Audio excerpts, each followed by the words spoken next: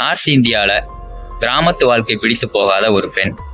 அவள் வந்து city paste life வாழணும் அப்படின்னு ஆசைப்படுறா. அதனால வந்து டெல்லி போகணும் அப்படிங்கிற மாதிரி அவளுக்கு ஒரு கனவு. பெண்ணோட பாய் ஃப்ரெண்டு வந்து டெல்லியில ஒரு வேலை பார்த்துக்கிட்டு இருக்கான். அவனும் வந்து அந்த கிராமத்தை சேர்ந்தவன் தான். ஸோ அவனோட உதவியால இவ டெல்லிக்கு போகணும் அப்படின்னு ஆசைப்படுறான். வீட்டுக்கு தெரியாம டெல்லிக்கு புறப்பட்டுறா. அங்க போய் அவ டெல்லியில போய் இறங்கினோடனே அவனோட காதலன் வந்து கரெக்டா வந்து பிக்கப் பண்ணிக்கிறான். அங்க போனதுக்கு அப்புறம் அவளுக்கு ஒரு வேலையும் கிடைக்குது. அங்க ஒரு ஹாஸ்டல்ல வந்து ஒரு ரூம்ல வந்து தங்கவும் ஏற்பாடெல்லாம் செய்யறான் அந்த காதலன். அதுக்கப்புறம் அவளுக்கு அங்க என்ன நடந்துச்சு, சில அமானுஷ்யமான விஷயங்கள் வந்து அவளை பின்தொடருது. அதன் மூலியமா அவளுக்கு பல பாதிப்புகள் வந்து ஏற்படுது. இதெல்லாம் என்ன அப்படிங்கறத சொல்லியிருக்க படம் தான் வந்து காஃப். ஆக்சுவலா வந்து இது வந்து ஒரு ஹிந்தி வெப் சீரிஸுங்க. இதை வந்து அமேசான் பிரைம்ல இருக்கு. நீங்க தமிழ் டப்ல பார்க்கலாம். ரொம்ப நல்ல வெப் சீரிஸ். இந்த வெப் சீரிஸை வந்து எனக்கு இந்த வெப் சீரிஸில் பிடிச்ச விஷயம் என்ன அப்படின்னா, இதில் டயலாக்ஸ், அதை வந்து தமிழ் டப்பில் தான் வந்து நான் பார்த்தேன்.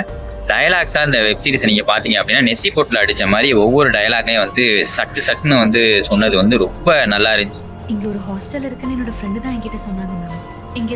ஒருவேளை இந்த வெப் சீரிஸ் வந்து தியேட்டரில் ரிலீஸ் ஆயிருச்சு, ஒரு படமாக ரிலீஸ் ஆயிருந்துச்சு அப்படின்னா வந்து கண்டிப்பா இந்த இடத்துல வந்து கட்டு விழுந்திருக்கும் அப்படிங்கிறது தான் வந்து நிதர்சனமான உண்மை. இப்ப இந்த வெப் சீரிஸ்குள்ள கொஞ்சம் இன்டெப்தா போய் என்ன அப்படின்னு பார்த்தோம்னா, அவ ஒரு ஹாஸ்டல்ல வந்து தங்கியிருப்பா. ஆக்சுவலா வந்து நல்ல மெயினான ஏரியால வந்து அந்த ஹாஸ்டல் இருக்காது.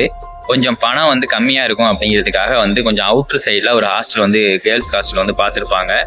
அவளுக்கு வந்து 3வது மாடியில வந்து ஒரு ரூம் வந்து அலாட் பண்ணிருப்பாங்க. ரெண்டா பார்த்தா சீப்பா தானே இருக்கு. ஓகே, சீப்பா கிடைக்குதுன்னு எங்க வேணாலும் இருந்துருவியா? அந்த ஏரியா அவ்வளவு சேஃபா இருக்கும்னு தோணுது. அப்படி பார்த்தா டெல்லியே சேஃப் இல்ல. ஸோ அதில் வந்து அவள் தனியாக அந்த ரூமில் வந்து தங்கியிருப்பா. அந்த 3வது லெவலில் இருக்கிற ஒரு 5-6 பேர் வந்து அந்த ரூமை வந்து திறந்தோடனே அவளை வந்து இங்கே இருக்காத, இங்கே ஏற்கனவே இருந்தவ வந்து தற்கொலை பண்ணிக்கிட்டு இறந்து போயிட்டா, அதனால வந்து அந்த ஆவி வந்து இங்கே சுற்றிக்கிட்டு இருக்கு, எங்களையெல்லாம் வந்து இந்த இடத்த விட்டு போக விட மாட்டேங்குது அப்படின்னு அவளை வான் பண்ணுவாங்க. பட் ஆனால் அவள் வந்து எதுவுமே கேட்க மாட்டா. அதை மீறி அங்கே தங்குவா. அதுக்கப்புறம் அவளுக்கு என்ன நடந்துச்சு, என்ன மாதிரியான அமானுஷமான விஷயங்கள் வந்து நடந்துச்சு அப்படிங்கிறத வந்து சொல்லக்கூடிய வெப் சீரிஸ் தான் இந்த காஃப். அந்த ரூம்ல இருந்து போனால அங்கிருந்து போகவே முடியல. அவளுக்கு என்னாச்சுன்னு மோட நான் கிட்ட. இதற்கு இடையில வந்து நம்ம ஹீரோயினுக்கு வந்து அவளோட கிராமத்திலேயே வந்து ஒரு கேங் ரேப் ஒன்று நடந்திருக்குங்க. அந்த விஷயங்களும் இவளுக்கு வந்து கனவா வரும். சில விஷயங்கள் அமானுஷ்யமா இங்க நடக்கிறது, இதெல்லாம் அப்படி கலந்து வந்து காமிப்பாங்க. இதெல்லாம் வந்து 2வது எபிசோட்ல வந்து காட்டுவாங்க. அப்படியே 3வது எபிசோடு 4வது எபிசோடுன்னு அப்படியே மெல்ல மெல்ல அப்படியே நகர்ந்து போகும்.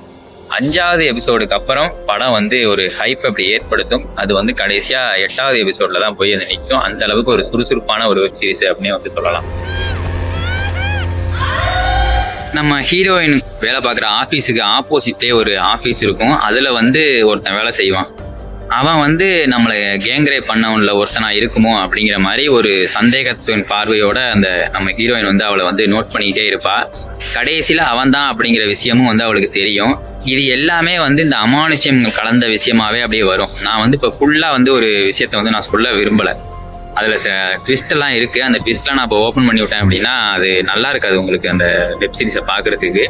ஸோ இதெல்லாம் நீங்கள் சும்மா அப்படி மனசில் வச்சுக்கிட்டு அந்த வெப் சீரிஸை போய் பார்த்தீங்க அப்படின்னா நல்லா இருக்கும் அப்படிங்கிறதுனால நான் அந்த ட்விஸ்ட்டை வந்து ஓப்பன் பண்ணலை. ஆஃபீஸ்க்கு வரல. S I know. ஆக்சுவலி என்னோட ஆஃபீஸும் ஆப்போசிட். இதற்கு இடையில வந்து ஒரு பைத்தியங்கொல்லி டாக்டர் வந்து என்ன பண்ணுறாரு, அவர் ரொம்ப வயசானவனாக இருக்கான் அந்த ஆள். அவன் வந்து இளமையை வந்து மறுபடி பெறணும் அப்படிங்கிறதுக்காக ஆன்மாவை வந்து மற்றவங்களோட ஆன்மாவை வந்து அடக்கி தன்னோட ஆன்மாவுக்குள்ளே இணைச்சிட்டோம் அப்படின்னா நம்ம வந்து ஆண்டாண்டா இளமையாக வாழலாம் அப்படிங்கிற மாதிரி யோசிச்சு சில தந்திரங்கள்லாம் வந்து அந்த ஆள் செஞ்சுக்கிட்டு இருக்கான். அது மட்டும் இல்லாமல் ஒரு சித்த டாக்டர் மாதிரி அவன் வந்து காமிக்கிறாங்க. அவனும் வந்து சில பெண்களை வந்து அந்த அந்த இடத்துக்கு வர வச்சு அவனோட ஆன்மாவை எடுக்கிற முயற்சியில் ஈடுபடையில் அது வந்து சீரியல் கொலையாக வந்து மாறுது. நிறையா பெண்கள் வந்து அந்த ஆன்மாவை எடுக்கிற முயற்சியில் வந்து இறந்து போயிடுறாங்க. அதை வந்து அந்த பாடியெல்லாம் அங்கங்கே டிஸ்ட்ரிபியூட் பண்ணுறதுக்கு 2 ஒரு டீனேஜ் பசங்களை வந்து வச்சிருக்கான். அவங்களுக்கு சம்பளம் கொடுத்து வேலை பார்க்குற மாதிரி வச்சிருக்கான். இந்த மாதிரியான கதைகளும் அதில் வருது. இந்த மாதிரி ஒரு 4 விதமான கதைகள் வந்து இப்படி ஒரு இடத்துல முட்டி அந்த அந்த அமானுஷ்யமான விஷயம் வந்து என்ன அப்படிங்கிறத வந்து லாஸ்ட்டாக அந்த ட்விஸ்ட்டை உடச்சி சொல்கிறது தான் இந்த காப் அப்படிங்கிற வெப் சீரிஸோட மொத்த கதையுமேங்க. இதில் வந்து நார்த் இந்தியாவில் இப்படி தான் இருக்காங்க அப்படிங்கிறதுக்கு ஒரு சான்றா வந்து நான் இந்த வெப் சீரிஸை வந்து பார்க்குறேன். கடைசியில் இந்த வெப் சீரிஸ் வந்து இப்போ ரீசெண்டாக ஒரு 2018 2019 காலகட்டத்தில் எடுத்த மாதிரி தான் அதில் வந்து சில டேட்டு இதெல்லாம் காமிப்பாங்க. இப்பயே இப்படி நடந்திருக்கு அப்படிங்கிற மாதிரி அதில் வந்து சொன்னது வந்து ஹேட்ஸ் ஆஃப் டு டைரக்டர் அப்படின்னு வந்து சொல்லணும். அன்னைக்கு ராத்திரி இந்த பேரை நான் கேட்டேன்.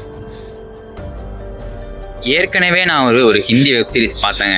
அதுவும் வந்து இது மாதிரி ஒரு கொலை சம்பந்தமான வெப் சீரிஸ் தான்.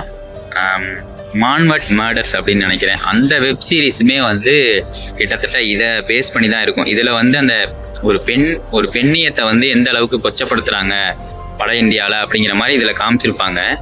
அதில் வந்து எப்படி காமிப்பாங்க அப்படின்னா, ஒரு மூட நம்பிக்கையினால எவ்வளோ ஒரு முட்டாள்தனமான ஒரு விஷயத்த வந்து அந்த மக்கள் வந்து செஞ்சுக்கிட்டு இருக்காங்க அப்படிங்கிற மாதிரி அதில் வந்து சொல்லியிருப்பாங்க. அதை நான் ரிவ்யூ போடுறேன் ஒரு நாள். அது வந்து கூட பரவாயில்ல, ஒரு அதாவது எப்படின்னா 80s 70s காலத்தில் நடக்கிற மாதிரி அந்த விஷயத்த வந்து சொல்லியிருப்பாங்க. பட் ஆனால் இந்த படத்தை பொறுத்த வரைக்கும் 2017 18களில் நடந்த காலகட்டத்தில் நடந்த விஷயமாவே இதில் காமிக்கிறது வந்து இன்னமுமே வந்து இந்த வட இந்தியா மக்கள் வந்து இப்படி தான் இருக்காங்களோ அப்படிங்கிற மாதிரி சில விஷயங்களை வந்து சொல்லியிருக்கிறது வந்து ரொம்ப அருமையாக இருந்துச்சு. நீங்கள் அந்த வெப்சீரிஸை பார்த்தீங்க அப்படின்னா உங்களுக்கு புரியும் அப்படின்னு நினைக்கிறேன். மது பார்த்து என்ஜாய் பண்ணுங்க, ரொம்ப நல்லா இருக்கும். ஆனால் வந்து இது அடல்ட் வெப் சீரிஸுங்க. நிறைய 18+ சீன்ஸ் இருக்குது இதில். அதனால வந்து நீங்கள் இதை பார்க்க முடியாது. ஃபேமிலியோட பார்க்குறது வந்து நான் ரெக்கமெண்ட் பண்ண மாட்டேன். ஸோ அவ்வளோதான். இந்த வெப் சீரிஸை பார்த்து என்ஜாய் பண்ணுங்கள். நம்மளோட சேனலை வந்து சப்ஸ்கிரைப் பண்ணிக்கங்க, ஷேர் பண்ணிக்கோங்க. Thank you so much.